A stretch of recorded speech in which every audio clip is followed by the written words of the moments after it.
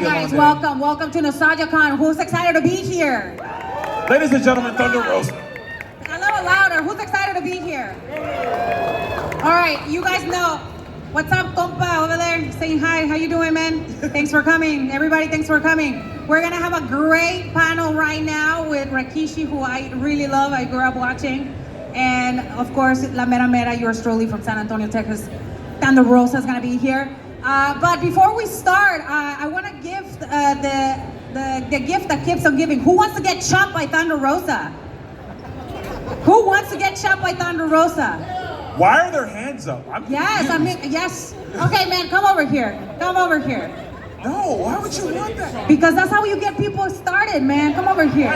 You just came to my table. By attacking them? Absolutely. They love to be punished.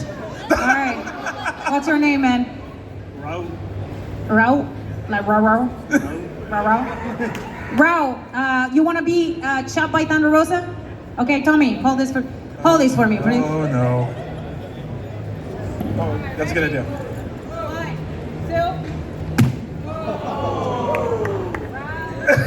1, 2. Welcome to the show. Thank you so much. You can have a seat. You like that? You like that? Dude, if you want to cry, it's okay. You want to cry? You want to? Cool. Who's next? No, he can't take it. He just told me he can't take it. That's honesty. That's honesty right there. So, okay, I want to hear from the people right here. Who do you came to see? You, ma'am, beautiful lady, drinking. Thank you, baby. Yeah. I came to see myself, too, in the mirror this morning. Yes.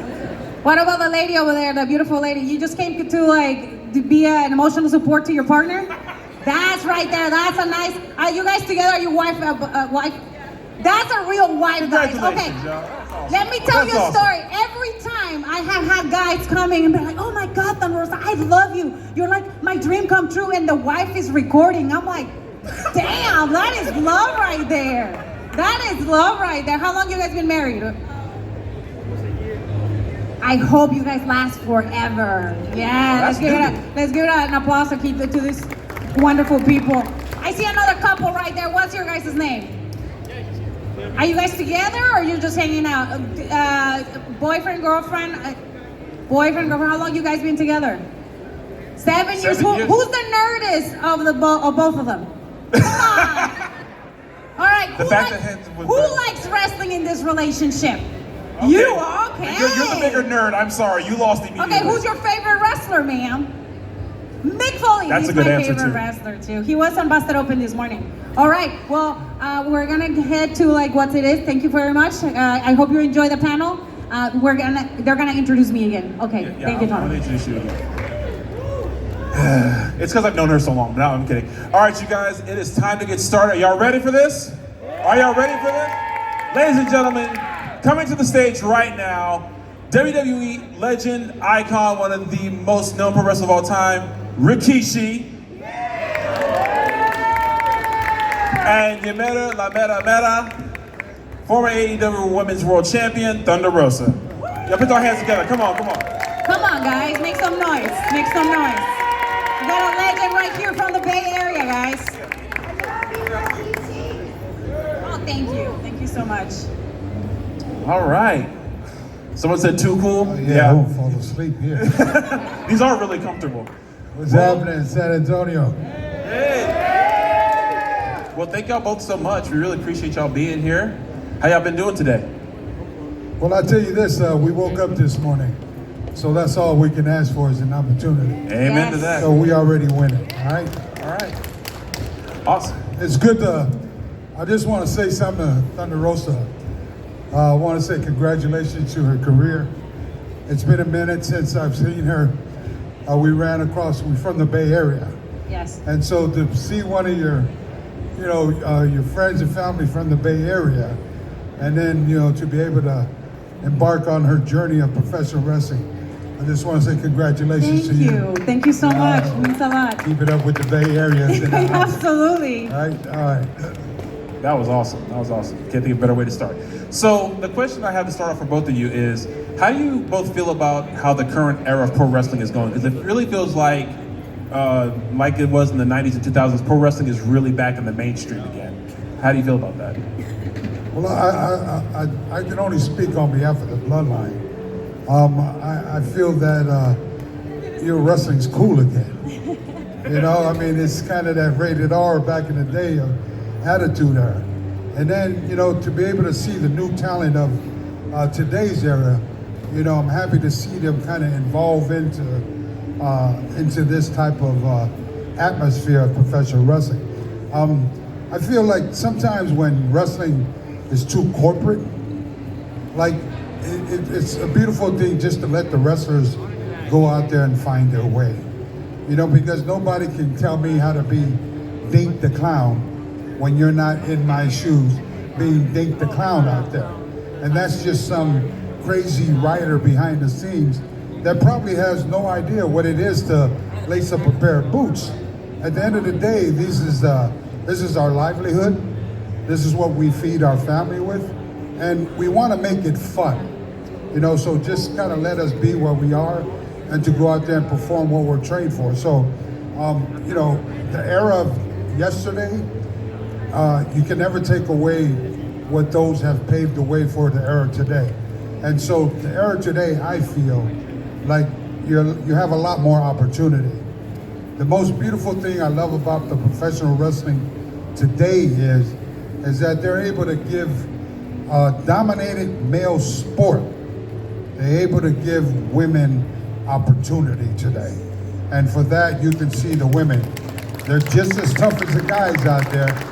And if you let them do what they do, rather than just being TNA out there, I think you're gonna see a lot of beautiful women, educated women, but those that are real good athletes out there.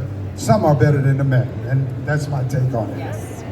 I mean, he pretty much said it all, but definitely, there's been a huge change. If you study history of women's wrestling, I'm gonna take on that. There's been a lot of like generations of abuse, generations of women being put down by the men, and now we have the opportunity to utilize our body, and I'm talking about our body, our work, and also our body to show that we're empowered and that we can and we will continue to break barriers in this business. I mean, one person that brings to mind is Medusa. She's a good friend of mine, and I like when she was back in the day with Sherry Martel and all of them, they had to break so many barriers. They have to sacrifice family. They have to sacrifice kids, husbands, everything for what we have now. Now the women, they bring their kids to the shows. They can be mothers, they can be sisters, they can be wives, they can be boyfriend and girlfriend, they can be anything, and that is so good. And me as someone who promotes women's wrestling, I tell the girls that they can be anything that they want. I came from nothing. I came from Mexico, then moved to the Bay Area and became who I became. Thunder Rosa became Thunder Rosa there. And now I'm able to work with some of the best talent. I work with talent from WWE, AEW, from Japan, from everywhere. And I've learned so much from men and women. So this is the best time to be a professional wrestler because you can be whoever you are, me as a Latina, bilingual, and somebody of color, and be a champion in a major company. And that is huge. Making history and breaking barriers, that's the most important thing to me in my legacy. You know, that's a beautiful thing. We talk about bilingual, right? You know, let's one thing you're gonna get out of Keish and the bloodline, we straight shooters. Yes, we don't are. give a damn what feelings we break or what feelings we make happy. The bottom line is, you know, this sport of professional wrestling has always been a great white hope. Let's shoot it out there. And to be able to get out there, you know, for us, you're like, sometimes you're never really figured in. But guess what? We need those brown, black Samoans out there to be able to work with this guy here to take him to the next level. We need Latina girls to get out there to work with the next white chick who we, just because that looks like the poster child. I get it. But at the end of the day, we know our worth. Hell yeah. We know who we are. And if we're that damn good enough to be with the main event, well, goddammit, pay us like the main event. Yeah, yes. I can definitely say amen to that. Hey, you know, kind of piggyback off that, the Thunders, for you specifically, you say how you had this rise through pro wrestling. Now you're recognized as one of the top pro wrestlers in the world, not just, you know, in the US or from Mexico, just in the world. How does that feel, note that you got to that point? It's weird because when I read it on articles, or when I read people like hating on me because of the success that I've been able to achieve because of hard work, it's Fuck them. that too. It's been very interesting. I stay very humble and I still continue to work very, very hard because I feel that there is more to accomplish in professional wrestling, and it's not necessarily in the ring. As you guys know, I'm also a broadcaster for professional wrestling, and I love watching everything that is happening right now because like I said, I work with so many different people, and I work with some of your kids, nephews and stuff. The many of them. The many of them. And it's very interesting to see how everybody is where you're coming on the rise. And I would never thought that 10 years ago when we were all struggling and we're all hustling for a spot, or and now it's like I made it, but I know I can work harder for myself, for my family, and for those who are like me, that look like me and they want to be professional wrestlers and know that they have a space and it's going to be a safe space for them too, and they don't have to struggle and they don't have to go through what I had to go through for them to be successful in this business.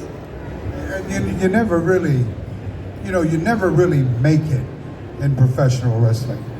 Once you get to that notoriety, like what sis here it's so much bigger than that, right? There's the work that we need to do outside the ring, in your community, to be able to, be a role model and pave the way for those that you see going through the same shit that you're going through coming into the business. So it's our voice, it's our action, it's our presentation, it's our seat at that table, because we belong to be in that same table. So it's so much of a beautiful thing. I can speak on myself. After the career of professional wrestling, it's doing the things to be able to help those in the community, help those that are like me, that look like me, that are asking for an opportunity. Because we know, man, once you get into the big shows, it ain't all what you think it is. You get there, it's a lot of smokes and mirrors. It's a lot of say, hey man, you look good, you're a great wrestler. As soon as you turn your back, they stab you in the back of the neck. We can't have that guy up here. That guy's gonna be a threat up here. We can't have that. And so there's so much of the politicking area, and I'm sure this is not only in professional wrestling, just in any business. If the people in our industry would support each other no matter what color we look like, it'll be a beautiful place, inside and out, the squared circle. Absolutely. Now, while I do have a couple more questions, I want to put it to the audience, if anyone out there, if you have a question. I have a question, a dire question before you go. Rikishi, I have a question. ¿Qué pasa? Mira, so I don't know if you, during your time, because of your finisher, right? It was like, butt in everybody's face, which I love. How do I know this is going to come out? No, I want to bring this up because there was a big deal just happened this Wednesday with one of my peers who's been criticized because she shows too much butt. Were you criticized because you were showing too much butt? If I was, I didn't give a damn. Because I'm just that type of dude. Number one is, I get it. I'm going to do whatever it takes to feed my family. I'm going to do whatever it takes to put food on the table. And here's the beautiful thing. We know that Kishi had numerous of characters. Probably 6 to 5 characters. I can't even count. But all this time in professional wrestling, there's that one thing you're always looking for to take you to the next level. And I had no idea my money maker was right behind me. Hell yeah. So at the end of the day, sis, it's always this. If you're blessed to have a nice booty, go ahead and shake what your mama gave you. Yes. Amen. Sorry, now you can ask your question. I don't even know if my questions even can compare to what you just asked. So, anybody want to dare ask a question? Yes, sir. Okay. Yeah. Well, thank you very much. Okay, my first question is for Rikishi. Correct me if I'm wrong, I read online that you are related to Dwayne Johnson, The Rock, as his cousin. Jesus Christ. Where have you been? Do you not see the bloodline as the timeline? Okay. Oh my God, I had to come out there and give you a stink face. I'm just I making haven't sure. watched TV for 2 years. I'm just making sure now. Google it, son, Google it. Okay. Samoan Dynasty. So, according to add to the first one I was going to ask is, how cool is it to be related to Dwayne Johnson? And if you Let me correct you there, son. Number one is I'm older than Dwayne Johnson. So it's like this, how cool is it for Dwayne Johnson to be related to Rikishi? To be fair, you won't. That's what you would ask. Dude, choose it carefully, bro. The second one is for both of you. Now, I've only seen a couple wrestling on TV, but only the WWE. For both of you, what was your most favorite wrestling match that you ever done, either by yourself or if you tag team with someone? Good, yeah. I will have to say this last match that I had with Tony Storm because it meant that I was fully back. A lot of people doubted that I was injured for almost 2 years. And I doubted myself that I was gonna be able to have the same stamina, the same drive, and the same fire that I had when I left. But honestly, coming out without makeup, coming out with who I really am, really gave me that strength to say, I am that bitch, come and fuck with me. I'd have to say it's a moment, right? And so for me, I'd have to say it's a moment of me sharing the squared circle with my twin boys. We bust a move on 1,000, I think it was the 1,000 Raw episode in Las Vegas. And keep in mind, my boys came in and I'm gone. So when I came back and the lights turned off, we did the Too Cool dance. It was very emotional because I could see their face and they're looking at my face, and it was like, damn, Dad, now we feel that magic you were talking about. And so to be able to grace the ring, you know, to be able to say we did that, it's a beautiful thing that I can mark that off now by one of the best times I've had in the WWE match. Ring. Anybody else got a question? Don't be shy, the man right on the corner. What up, Boost? Well, this one is for Rikishi.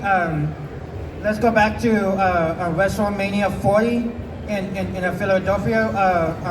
What was going through your mind when you saw your own sons facing off against each other?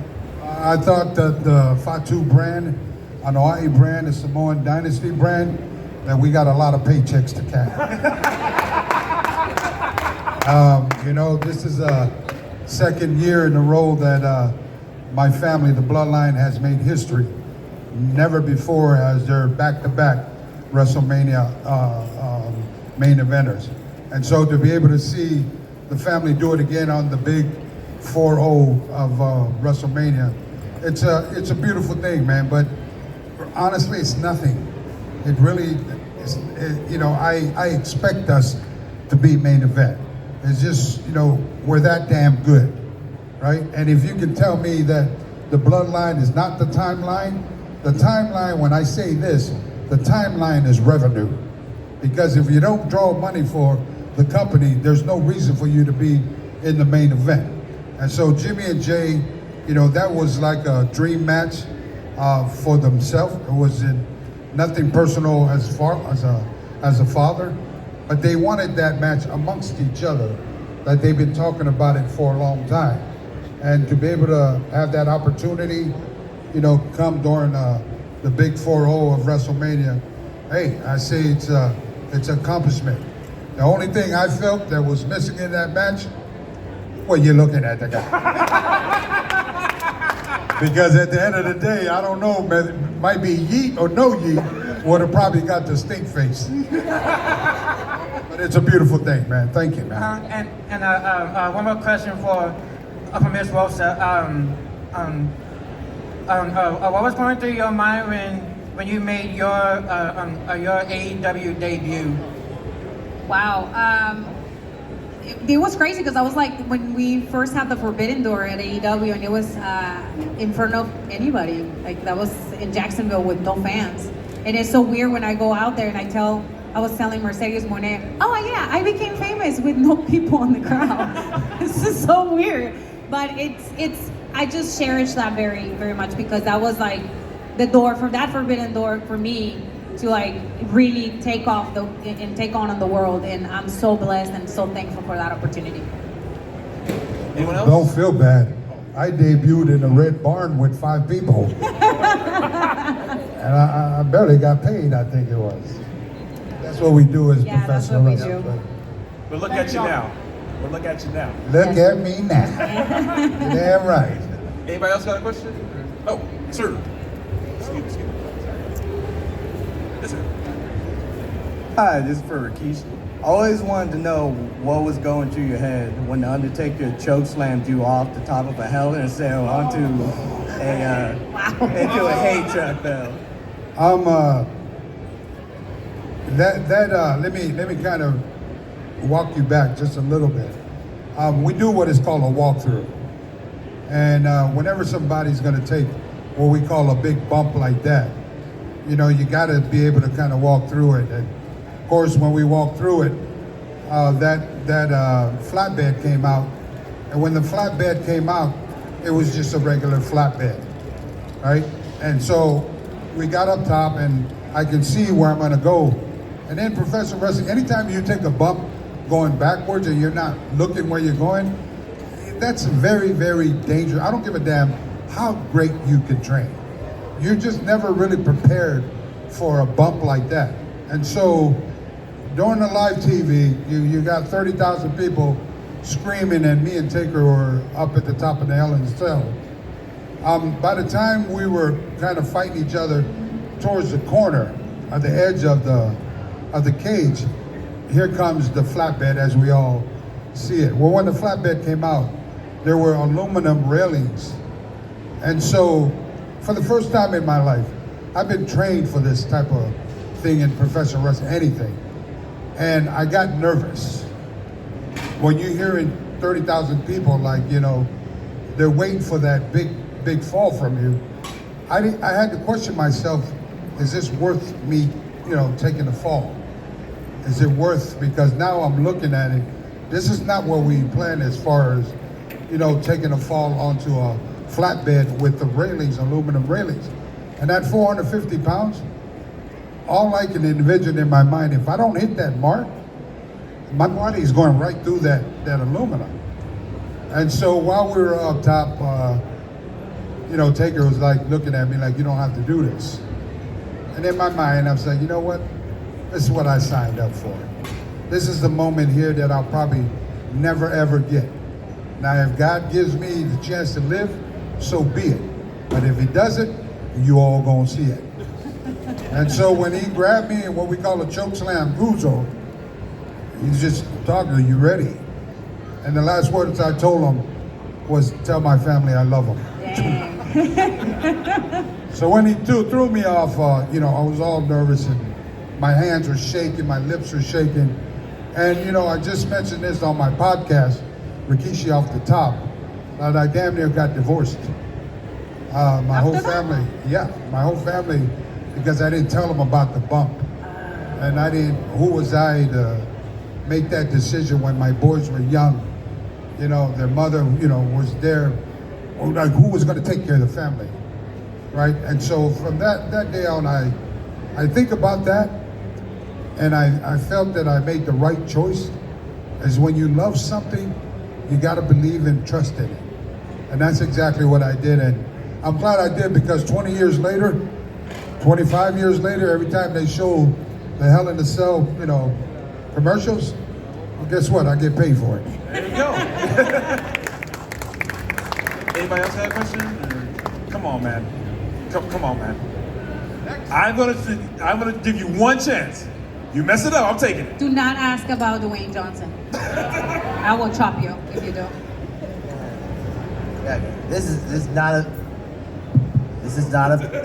This is not about Dwayne Johnson, I promise. Okay. All right, here we go. Has there ever been a wrestler that you have not faced yet, that you always wanted to face before in a match? And if that were to happen, how would you pump yourselves up, to get ready for that match? That way you'd be like, okay, I can win this. This guy's no tough. I can fucking do this. Yeah, I'm still a fan of the sport, and I've always wanted. I can picture in my mind, like having to work with one of the greats in the business, an icon in my book, a legend, and soon to be a WWE Hall of Famer, I believe, in the future. That would have to be Randy Orton. I feel like Randy Orton, the mixture with the Rikishi character and the way the Viper works, there's so much theatrical movement and storytelling that I feel that we can both bring to the table. And he was one of my favorite guys back in the day to watch wrestle, is because his facial, his movement, every move that he did, offense and defense, it was so to the perfection of perfecting the craft. And so when you work with people like that, for me, it always wants to test my skills. It'll make, I want to see, am I as good as him, or can I be good as him? And at the same time, if you try that, I can only see us having a 5-star match. And so I think back in the day, yay, but right now, I'll just be a fan of Randy Orton. That's who I say, Randy Orton. For me, I will say I love Charlotte's work. She's probably the best female wrestler through and through. And she just creates magic with everybody that she is in the ring. And if she has the right person, she's just an explosion. I think for me, like that is professional wrestling for me. And that's what I trained for, and that's what I gave my body and my life to this business. And hopefully I can one day wrestle her, or either Bailey too. I love Bailey's work. She's one of my favorite people, not only as a person, but in the ring. She's phenomenal, and she has helped build so many of the females that are now superstars, and it's incredible. So in the second part of how I hype myself up, I have like a couple of songs that I put on before I started getting in the ring, and then before I get out, I say that to myself, I'm great, I'm gonna be excellent, and I'm gonna give my best. And I say that multiple times, and then I get out there and I was like, I believe it. Once I'm in the ring, nothing matters. So yeah, those are my two people. Awesome. Any other question or? Let me get him. This is for Thunder Rosa. My question is about Mission Pro Wrestling. There's been a lot of great talent that has come through the league. Yes. Is there anybody in particularly, maybe more than one, that you are particularly proud of to see where they've gone on in their career? Maddie Rankowski, or Ren. She's a through and through San Antonian. And I just love the fact that what she's doing in NXT and how much she's grown. I saw her when she was a student, and now I see her being a superstar and where she's going. So I'm very, very proud of her. And we have had a couple. It was Teresa Serrano. She doesn't go by that. She's in WWE right now. She works in Raw. And she is doing absolutely amazing. She's been in so many pay-per-views, and she's always been very humble. And I remember when nobody will give her an opportunity, and I was just wondering why, like, what's going on? And then when she told me I'm getting signed, we were gonna make her the first MPW champion, and she got signed to WWE during that time. So I just see her rise. It makes me very, very happy. It has made me very, very happy to see all of those girls that were with me, like hustling in the indies, succeed and being in major pay-per-views. Like Selena Vega, when she did the last one in Puerto Rico last year, I was crying when I saw her there, because I saw her, she was with me in Japan, so it's been so many. Nikki Cross, that's another one. She hasn't been featured right now, but when she became a champion, that meant a lot to me, because I seen her struggle from the bottom to the top. Chelsea Green, she's another one that was on the road with me. Shotzi Blackheart, she was in Sabotage with us, and she was on the road doing a lot of stuff, man. Like, a lot of people don't know how much work some of these women have put before they got to WWE, but when they get that opportunity to take off, man, it makes me extremely happy. And I know that, again, like you were saying, Rikishi, I know I'm not there yet where I want to be, and I see them, and I see that I can do that myself too in the future. I think she would have a great match with Charlotte. Oh, yeah. But I can only see this on a WrestleMania main event for the women's, you know? You gotta be able to experience that. If you're in the business, you know, you gotta be able to experience coming out WrestleMania. It's unlike anything you've ever, you know, once you get there, it's like you're walking, you say, damn it, I made it. Because at one time I was watching these people walk down the aisle, and now I'm the one walking down the aisle. And so, you know, the business of professional wrestling is not for everybody, to be truthful. It's a beautiful business. If you like to travel, okay. If you don't, this is not for you, right? But there's so much hard work. There's so much dedication. There's so much sacrifice. I mean, it is so much. You really have to have smarts, thick skin, and you got to be able to understand what the craft is about. You know, we can take anybody that's a non-wrestler, but if you look like that poster child or poster boy or poster girl that looks good for the company, now you're going to come and you say, well, I thought it was if I was good enough. And so things like that can derail you from your passion of what you thought it was. And that's why it's important that you do get the proper training from proper people that's been there, done that, but you can always know the truth from these trainers that are training you. Professional wrestling is so huge. I always say, if I can take all the kids, independent kids, and train them at our place, I would love to do that.